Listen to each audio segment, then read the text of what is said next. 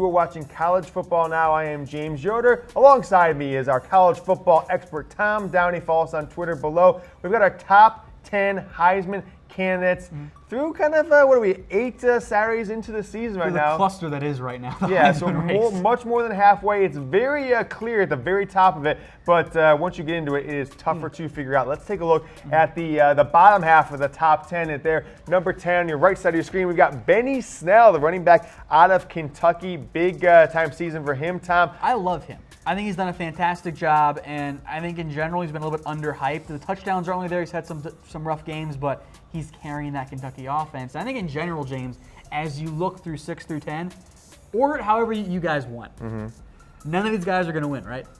Like, they've all done good things this year, but these guys aren't going to win the Heisman. None of them have a chance to win, in my opinion, right now, Tom. Jonathan Taylor is a guy who was right up there, 1 or 2 coming into the season. He's actually having a nice year, He's got, I think, 8 straight 100-yard games, but those losses are holding him back. Ian Book didn't play, so McKenzie Milton didn't play either. Am I correct in saying that? He was hurt this week with what UCF head coach Josh Heupel called overall health. They didn't need him against the bad ECU team, but that takes him out of the top 5. Because if you're a group of 5 player at UCF, when we know how people feel about you, you got to put up unreal numbers every single week. Yeah, why is Karan Higdon on there, Tom? He's making a new entrance to the list. He's the best player on a top 5 team. That often is all you need to be a Heisman contender. Except for the Notre Dame game, he has had 100 yards in every game he's played. He did sit out 1 game this year, so I think he's got 600-yard games in his 7 starts this year. Will Grier making an appearance, drop down to number 5. We've had him in different spots there, but he's been kind of a mainstay in this top 5 for the last 4 or 5 weeks. The odds are still kind of good for him, and I think with Grier, maybe even on like a Higdon or a Milton or a Book, if West Virginia runs the table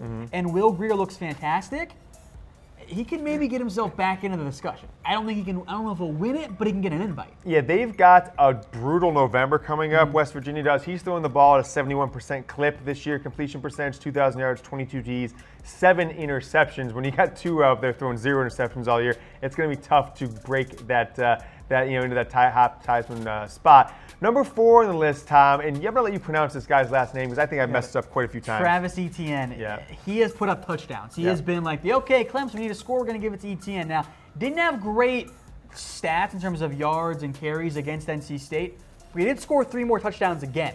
He's had 3 touchdowns in 3 straight games now. And he's kind of getting himself into the mix. And much like a Karan Higdon, Etienne fits the top 5 team and the best player on that team right now. Yeah, 3 games in a row with 3 touchdowns. He's up to 14 that is impressive for Etienne. Let's take a look at number 3, a man who threw the ball over 70 times yesterday, Tom. Let's take a look at 3 on this. Is Dwayne Haskins, the quarterback out of the Ohio State University Buckeyes.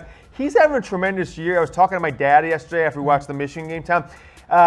It's October 20th yesterday, and Haskins would have already broke the Michigan all-time single season touchdown record 2 weeks ago. He's at 28 touchdowns going into last night's games. The Michigan season single record is 25 for a season. So he is having a year, but with this loss and getting blown out, big-time stats keeps him in our top 3, but I think he blew his opportunity to win the Heisman yesterday, unless something catastrophic happens to one of the guys in our top 2, but most notably Tua. 73 passing attempts, 49. The only other guy who's thrown for more than 73 times in a Big Ten game time, Drew Brees threw for 82 against Wisconsin back in like 2000. 2,800 yards, 30 touchdowns on the year. This is out of control. He is within striking distance of breaking the Big Ten touchdown record for a season in like the next 2 games. Right? It is really crazy. It's unfortunate that they lost that game because we know what the Heisman voters want. In almost all cases, they want wins, unless you're like an RG3 or a Lamar Jackson in kind of a down year. And it was on a national stage, Tom. It was a Saturday night game. Everyone was watching it for the most part. There wasn't a ton of competition. He had his Heisman moment in the comeback win against Penn State, but now the loss to Purdue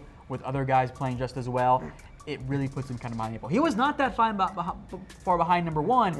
Now he kind of slides down. Now he drops to 3. Kyler Murray, Tom. When I used to play EA Sports college football, I used to make Kyler Murray as my guy. It'd be like James Yoder Jr. And it would be like a 5'10" guy who just was the fast guy in the field that could throw the ball 100 yards because I would run that Kyler offense. But he is having a remarkable year, Tom. He's probably the most fun player to watch in college football, maybe since Johnny Manziel for me. He is a blast. Like there's no way that you can't just absolutely enjoy watching him play. 19 of 24, 213 yards, passing and 4 touchdowns.